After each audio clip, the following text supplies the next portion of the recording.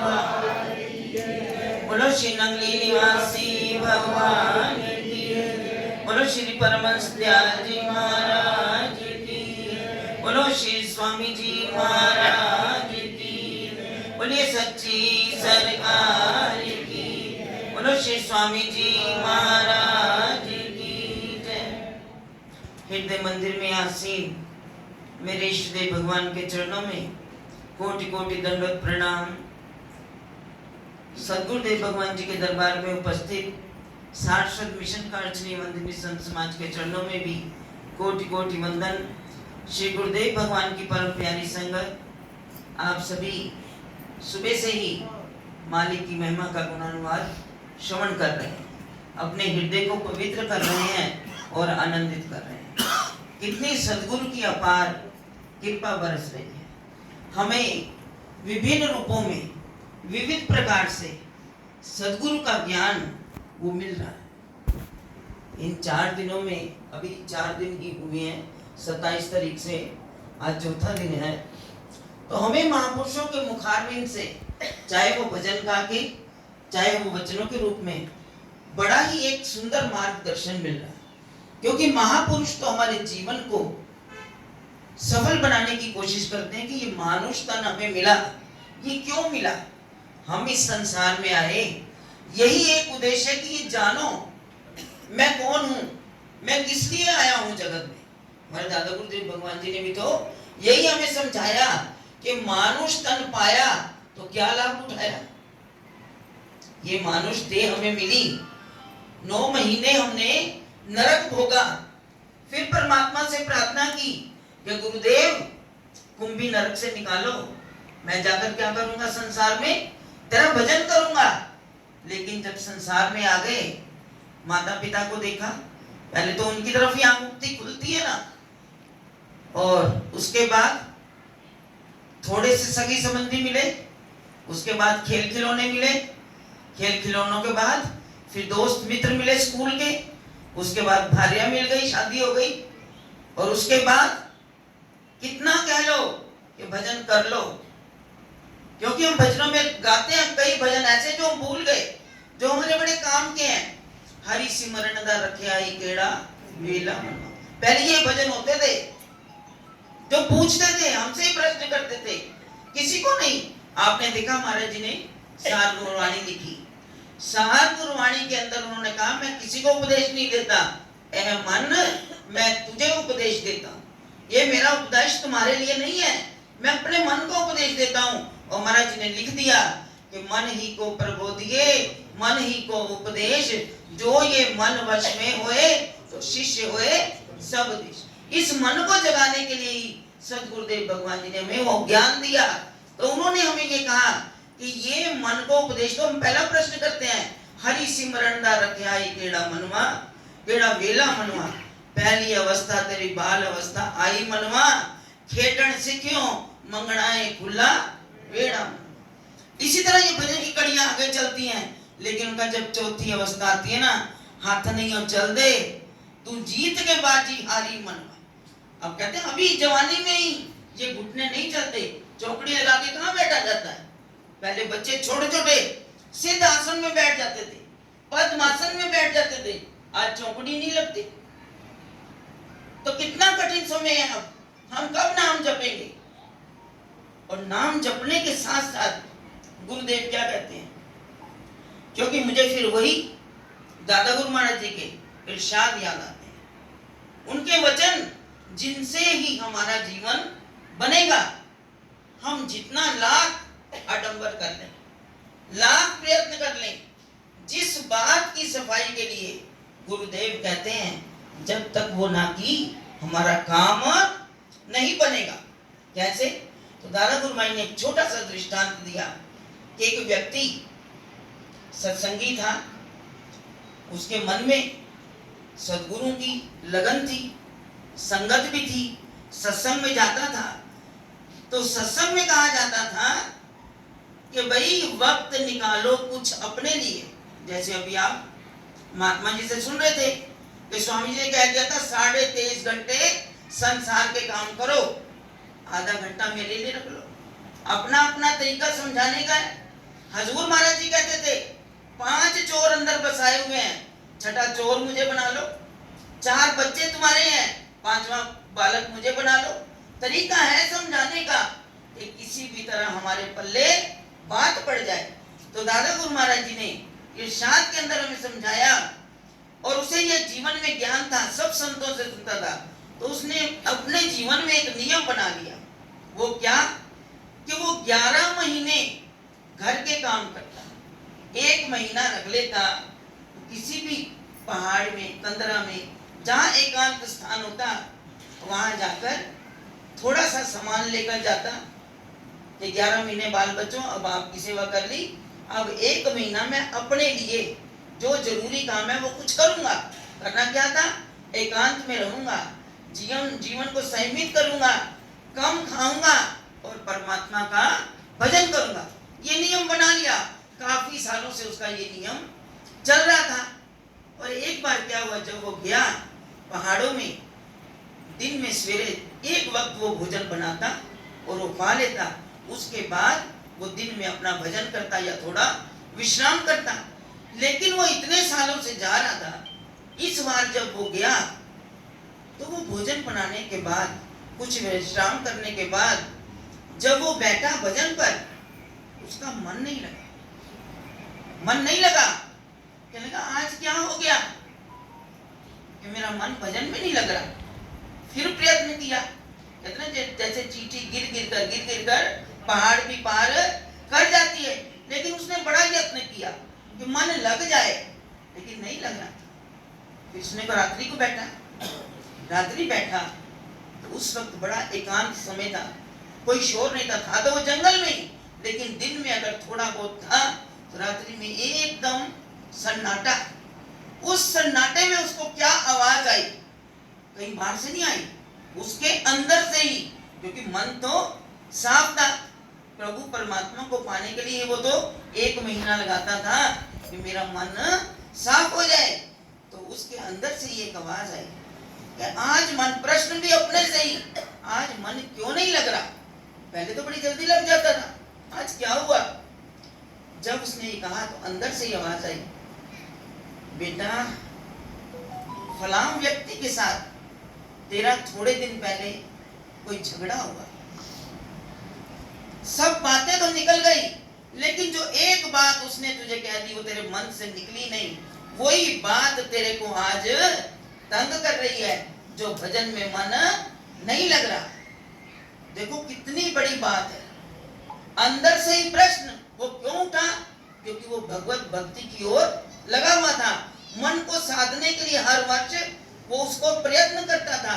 उसको अंदर से ही उसके मन ने आवाज दे दी, बेटा तेरी गलती, तेरी त्रुटि यहाँ पर है, इसको संवार ले, इसको संवार ले। उसने 1 मिनट नहीं लगाया, क्योंकि महापुरुष कहते हैं ना, हमने दादा गुरुदेव श्री सदगुरुदेव भगवान जी के इरशादों में पढ़ा है, अच्छे संकल्प की पूर्ति उसी वक्त कर लो। अगर मन में आया कि फलां व्यक्ति को ये चीज दे दो, 1 मिनट मत लगाना, क्योंकि दूसरी घड़ी पता नहीं, मन में आया ये सोने की चैन पहनी है, विचार आ गया ये मेरे किसी काम की नहीं, तो उसने 1 मिनट नहीं लगाया। जाकर कोई भी आया, कहते ये नहीं सोचूंगा किसको देनी है, चाहे आए भिखारी, चाहे आए दुखारी, चाहे कोई भी आए, उतार कर दे दूंगा। भाव आ गया ना, ये मेरे काम का नहीं है, किसी काम नहीं आएगा। उसने उसको उठाकर दे दिया। दूसरे ने कह दिया, अरे भैया इतनी बढ़िया चैन, 1.5 तोले की चैन उठाकर दे दी। कहते भाई गुरुदेव से वचन सुने हुए हैं, पता नहीं मन दूसरे पल बदल जाए, अभी से अभी मन में संकल्प आया तो दे दो। लेकिन अगर कोई बुरा विचार मन में आ जाए, उसको 10 बार सोचो, 10 बार सोचो कि इस व्यक्ति ने कहा मुझे गलत गाली निकाली, अब मैं भी इसको निकालूंगा। कहते नहीं, 10 बार सोच लो, रात बढ़ जाएगी, क्लेश बढ़ जाएगा। तो महापुरुषों ने क्या लिख दिया, आवत गाली एक है, पलटत होए अनेक, कहे कबीर पलटी नहीं रही एक की एक। कोई लड़ाई झगड़ा नहीं पड़ेगा अगर हम पलट कर जवाब नहीं देंगे। ये महापुरुषों के पास ही वो गुण है। उस व्यक्ति ने क्या किया, अभी आवाज आई है ना अंदर से, फलां व्यक्ति के पास, उसको पता था बात हुई है, झगड़ा हुआ है, उसने मुझे कुछ कहा है, कोई बात मेरे में दिल में लगी हुई आज मेरे मन को चैन नहीं लेने देती। जो मेरा मन भजन में लगता था आज मन नहीं लग रहा, इसका उपाय मैं अभी कर लूं। सामान समेटा, बांधा, घर वापिस। अब घर में बच्चे, पत्नी कहने लगी आगे तो एक एक महीने के लिए जाते थे और आज ये 2 दिन में ही वापिस लौट आए, क्या हुआ? कुछ नहीं बोले। कहते इंसान अपनी गलती भी दूसरे को बताने में बड़ा संकोच करता है। कोई दिलेर ही होगा जो अपने मन की कोई गलती भी होगी ये अपने महापुरुषों से देखा, क्योंकि हजूर महाराज जी कोई भी बात होती थी ना अपनी कमी वो झट सबके आगे रख देते थे। ये बात मेरे में कमी आई तब मैंने इसका ये फल, ये मेरे को ये बात भुगतनी पड़ी। महाराज जी कहते थे और भी महापुरुषों को भी देखा। तो उस व्यक्ति ने कहा नहीं, उसी वक्त सामान रखकर उस व्यक्ति के घर चला गया, जाकर दरवाजा खटखटाया और उस व्यक्ति ने देखा अरे कौन इस वक्त? जब देखा कि बाहर मेरा मित्र जिससे थोड़े दिन पहले लड़ाई हुई, उसने कहा भैया पैरों में गिर गया, भैया मुझे माफी दे दो। उन्होंने कहा किस बात की? कहते थोड़े दिन पहले मैंने आपको कुछ कहा, आपने मुझे कुछ कहा, लेकिन उसका भुगतान आज मुझे इतने वर्षों के बाद, जो मेरी साधना में कभी फर्क नहीं आता था, एक कांटे ने मेरे दिल को बेचैन कर दिया, मेरी भक्ति में बड़ा विघ्न आ गया, तो मैं उसके लिए माफी मांगने के लिए आया हूँ, तो मुझे क्षमा कर दो। उस व्यक्ति ने भी सारा कुछ दिल से भुलाकर उसे गले से लगा लिया, तब उसके मन को चैन आया, उसी वक्त वो चला गया। फिर उसका मन उसी साधना में लीन हुआ, भजन में मन लगा और सदगुरुदेव भगवान की प्राप्ति हो गई। तो हमारे गुरुदेव भगवान ही तो हमें ये सूत्र बताते हैं कि मन की कदूरत को निकाल देंगे, किसी के प्रति इस तरह का भाव नहीं रखेंगे तो सदगुरु सदा आपके नजदीक रहेंगे। और अगर हम कहें बगला मुखी आंखों से, मुख में राम बगल में छुरी, ऐसा जीवन अपनाएंगे तो जीवन में कभी भी हम उस परमात्मा की निकटता उसको हम प्राप्त नहीं कर सकते। वो हमें कहते हैं अपने जीवन को संयमित रखो। ये हमें दादा गुरुदेव भगवान जी का चरित्र सिखाता है, क्योंकि दादा गुरुदेव अपने आप को छिपाते थे। ऐसे दृष्टांत वो हमें सुनाते थे कि तुम्हारी काया पलट जाए। अभी सुंदर, कितना सुंदर दृष्टांत कि संतों के दर्शन करने से ही तो जीवन की काया पलट जाती है। सत्संग का एक वाक्य ही हमारे जीवन को बदल देता है, क्या से क्या बना देता है। कहते हैं अगर आपने इतनी बड़ी रेलगाड़ी को दूसरी लाइन पर ले जाना हो तो क्या पूरी ट्रेन को उठाते हो? ट्रेन तो नहीं ना उठाते। एक जो जिसको पता होता है ना, वो ट्रेन का एक कांटा उस लाइन की पटरी को इस लाइन से जोड़ देता है, लाइन दूसरी पे गाड़ी चली जाती है। ये करामात किसके अंदर है? हमारे सदगुरुओं के अंदर वो करामात है। हमारे जीवन के कांटों को बदलते हैं कि तुम मगर मेरी शरण में आए हो, तुम्हारा जीवन सुंदर बन जाए। तुम्हारे जो जीवन में अनंत की कमी है उस अनंत को भरने के लिए तो हमारे गुरुदेव भगवान ने ये गंगा, ये जमुना, ये सरस्वती, ये महाकुंभ यहाँ पर लगा दिया, जिसके लिए देखा कितनी दुनिया गई। ये 144वां कुंभ लगा, कितनी दुनिया गई, हम भी गए। देखो हमने जब देखा वहां का इतना इस तरह का वातावरण, हमने कहा भैया हम तो एक कदम भी नहीं चल सकते, हम कहाँ जाएंगे कुंभ में। जब वहां की रोज की घटनाएं सुनी, दुनिया बहुत गई, मन बड़ा उतावला हुआ। और एक बात की संतुष्टि भी थी कि स्वामी जी ने हमें हरिद्वार के कुंभ भी कराए, इलाहाबाद के कुंभ में भी हमें स्नान करवाया। और इस बात के लिए हमारा फरीदाबाद में 22 तारीख को सत्संग था, तो कुछ बच्चे नगली साहब से भी उस सत्संग में आने के लिए या दिल्ली पहुंचे, उन्होंने हमारे साथ जाना था। तो 2 भाई जी ने हमें सवाल कर दिया, बैठे थे ऊपर, कहते भाई जी आपको तो स्वामी जी ने कुंभ भी करा दिए, कई तीर्थ कराए, हमें कौन कराएगा, हमें भी कुंभ का स्नान कराओ। मैंने कहा भाई जी आप क्या बात कर रहे हो, हम एक कदम नहीं चल सकते, हम कहाँ जाएंगे। तो उन्होंने पता क्या कहा, कहते वो प्रभु जानते हैं, महाराज जी जानते हैं, चाहे गाड़ी में आप बैठे रहना, हमें स्नान कराओ। अब उनकी बात का जवाब हम नहीं दे सके। हम फरीदाबाद सत्संग में गए, उन बच्चों ने भी कोई सलाह नहीं थी, कहते कैसे ले जाते हैं गुरु महाराज जी। उन भाई जी ने भी कपड़े नगली साहब से हमें आश्रम चौक पर मिले, वहां से गाड़ी आई, उनका भी एक जोड़ा 2 जोड़े देने के लिए हम पहुंच गए। और मैंने देखो, क्योंकि वहां उन दिनों में कोई भी पास नहीं चल रहा था, ना कोई वीवीआईपी ना कोई वीआईपी, कोई भी नहीं। कहते कुछ नहीं चलेगा। तो मैंने मंडलेश्वर जी को फोन किया, भाई ऐसा है, कोई साधन बन सकता है, हम तो चल नहीं सकते, कोई बनेगा जुगाड़ के हम वहां तक गाड़ी ले जा सके। कहते भाई जी नहीं, हम भी दूसरी बार गए हैं ना, तो मोटरसाइकिलों पर 700 रुपए भरकर जो सवारी चल रही थी, हम भी वहां पर इस तरह स्नान करके आए हैं, मैं कुछ नहीं कह सकता। मैंने कहा अच्छा भैया, किसी का सहारा नहीं चाहिए। मेरे गुरु महाराज जी ने ये जो कदम उठवाया इन बच्चों की पुकार के लिए, अब कुंभ का स्नान भी आप ही करवाओ। देखो हम लोग वहां पहुंचे, यहाँ से गए गुरु महाराज जी को फरीदाबाद में सत्संग खत्म किया, 4 बजे वहां से निकले, रात आगरा में गुरु माई को मत्था टेका। मैंने कहा गुरु महाराज जी अब आपने साथ चलना, कोई साथ नहीं देता। चल पड़े वहां से, कानपुर फोन किया, कानपुर में फोन किया भी इस तरह बात है, आप हमारी 2 गाड़ियां हैं, हमें भोजन दे देना, क्योंकि पता नहीं इतने इतने घंटे का जाम लग रहा है, तो हमें भोजन दे देना। तो वहां से आया, भाई जी इस वक्त मत निकलना, बहुत जाम है, आप आश्रम आ जाओ, आज आश्रम का मासिक सत्संग है, पहले वो करो। मैंने कहा ये भी अच्छी बात है, सामने महात्मा जी बैठे हैं। हमने इनको फोन किया, पहले किसी को सूचना नहीं, क्योंकि हमारा कार्यक्रम ऐसे बना। जब वहां पहुंच गए, सत्संग हुआ, उसके बाद जगदीश जी का बेटा लकी कहने लगा भाई जी रात को 11 बजे निकलेंगे, क्योंकि थोड़ा दुनिया इधर उधर विश्राम कर लेगी, शायद रास्ता मिल जाए।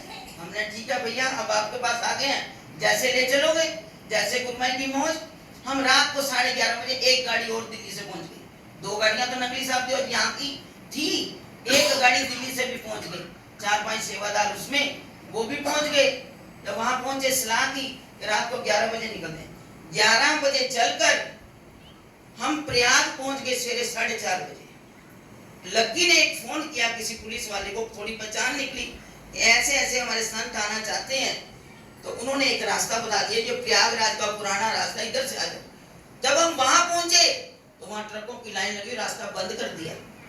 अब हम सोचे, वो भी कहने लगे तो परेशान, हम 40 किलोमीटर आगे जाके फिर वापिस आए हैं, अब कहाँ जाएंगे।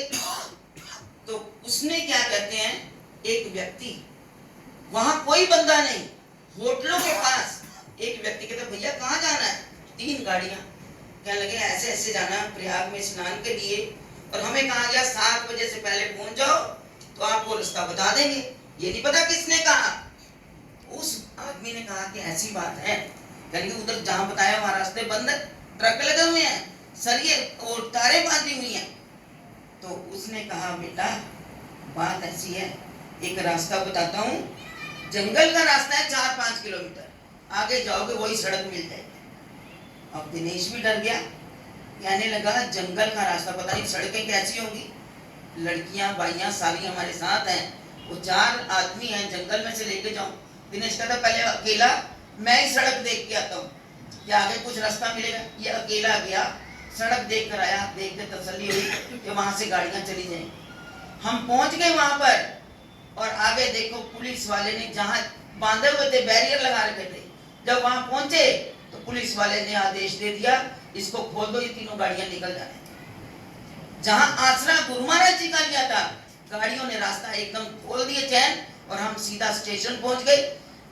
प्रयागराज वहां पहुंचने पर फिर दिनेश पुलिस वालों ने रोक लिया, तो दिनेश कहता भी हमारे बुजुर्ग भाई जी आप देख लो, इनको जाना स्नान करने, तो संत आए हैं। अब वो पुलिस वाले आ गए, कहते हैं भेज दो जी इनको, ये बुजुर्ग ही हैं। पता नहीं महाराज जी ने क्या दिखाया, गाड़ियां भेज दी। देखो किसी ने नहीं रोका, पूरा संगम पर पूरी गाड़ियां हमारी पहुंची, इतनी दूर, ये अपना दरवाजा रसोई भी दूर है, ये सारे गए, हम नहीं उतर पाए, क्योंकि किसी ने डरा दिया कि जो बोरियां भी लगी हुई है ना उनके ऊपर भी फिसलन है। 2 दिन पहले शिवरात्रि से लास्ट बिल्कुल आखिर में, तो हमारे भाई जी कहने लगे देखो एकादशी के दिन स्नान किया, कहने लगे देखो गुरुमाई ने कौतुक रचाया है कि संतों ने कैंप लगाए, नंगली के भी 4 शिविर लगे हुए थे, और आज नंगली के ही संत इस शिविर को समाप्त करने के लिए आ गए कि आखिरी स्नान आप कर रहे हो। और कोई कहने लगा ये भूले भटके संत जो रह गए वो स्नान करने लगे। तो गुरु महाराज जी की कृपा से एक व्यक्ति मिला जो पूरे कुंभ में 1 घंटे में स्नान करवा के कुंभ मेले से भी हमें बाहर रोड पर छोड़कर चला गया। रात्रि 10 बजे हम कानपुर आश्रम में वापस पहुंच गए। तो ये गुरु महाराज जी की अगर आसरा ले लो सच्चा, तो गुरु महाराज जी अपने आप रास्ता भी दिखाते हैं। ये कौतुक कहीं हम पीछे नहीं देखने वाली बात करते। गुरु महाराज जी तो अभी भी हमें एक एक कदम पर हमारे लिए खड़े हैं। लेकिन वो कहते हैं एक कदम तुम बढ़ाओ तो सही, एक कदम बढ़ाओ, वो 100 कदम बाएं फैलाए आपके लिए खड़े हैं। वो ये नहीं कि हम संतों के लिए, आप भी उनके उतने ही लाडले हो, आपके लिए भी उसी तरह की कृपा करेंगे। तो हमारे गुरु महाराज जी ने, क्योंकि ये दृष्टांत क्यों सुनाया, किसी का नहीं सुनाया, जो अपनी आप बीती है कि गुरु महाराज जी कैसे अपने बच्चों का ख्याल करते हैं, किस तरह वो काम करते हैं और किस तरह मंजिल तक पहुंचाकर फूलों की तरह वो अपने घर में वापस ले आते हैं। पर कहते हैं एक बार बनो तो सही, एक बार उनके बन जाओ, फिर देखो कैसी कृपा होती है। तो ये गुरु महाराज जी ने कृपा के दिन दिए हैं। इन 8-10 दिनों का जितना लाभ हो सके उठा लो। जो जो संत महापुरुष कोई भी सूत्र, कोई भी मोती आपको देते हैं, उसको जीवन में उतारने का प्रयत्न करो। तो भैया आज ये गुरु महाराज जी की कृपा से इन रामनवमी के दिनों में जो मासिक सत्संग है वो पूर्ण हुआ। कल का आपको बता दिया कि कल स्वामी जी महाराज का, हजूर महाराज जी के लाडले दुलारे स्वामी जी महाराज का 52वां अवतरण दिवस है, जो कल नंगली साहब में मनाया जाएगा। तो उसके लिए आज शाम को हम वहाँ जाएंगे। वहाँ से भी फोन आ रहे हैं, सुबह रामायण का पाठ रख लिया गया है और यहाँ भी सत्संग कीर्तन चल रहे हैं। उन्हीं की चर्चा हो रही है जिन्होंने सदगुरुदेव के लिए अपना सब कुछ समर्पित किया। तो कल वहाँ पर हमारे स्वामी जी का अवतरण दिवस मनाएंगे। पूरा गुरु दरबार का संत समाज सेवा सदन में आएगा, वो खुशियाँ मनाएगा। और यहाँ पर फिर हम पूरी कोशिश करेंगे रात्रि को फिर यहाँ दिल्ली आश्रम में पहुंचकर फिर हम गज वज कर स्वामी जी का 52वां अवतरण दिवस मनाए। मुझे तो याद आता, कल बताऊंगी कि जो महाराज जी ने किया स्वामी जी के लिए और जो दूसरे संतों ने भी किस तरह स्वामी जी का जन्म दिवस यहाँ पर मनाया, वो भी कोई हस्ती थी। कई उनके जीवन की भी लीलाएं हैं जिनसे हम अनभिज्ञ हैं। तो वो जो चर्चा कल छिड़ेगी। तो इन्हीं शब्दों के साथ मैं आप सारी प्यारी संगत को आज दादा गुरुदेव श्री परमहंस दयाल जी के 52वां अवतरण दिवस की लाख लाख बधाई, मुबारकबाद। इसी तरह से खुशियों से हम सदगुरुदेव भगवान जी का अवतरण दिवस मनाते रहें और अपनी झोलियां, अपने हृदय खुशियों से भरते रहें और नाम जप में अपने मन को लगाएं। इसी के साथ ये ना कहना पड़े हाथ ऊपर करो, चाहे बिल्कुल धीरे बोलना, लेकिन बोलना जरूर। गुरु महाराज जी का जय घोष करो, वाणी पवित्र होगी, हृदय को ठंडक मिलेगी। बोलो जयकारा बोल मेरे श्री गुरु महाराज की जय। बोलो श्री नंगली निवासी भगवान की जय। बोलो सच्ची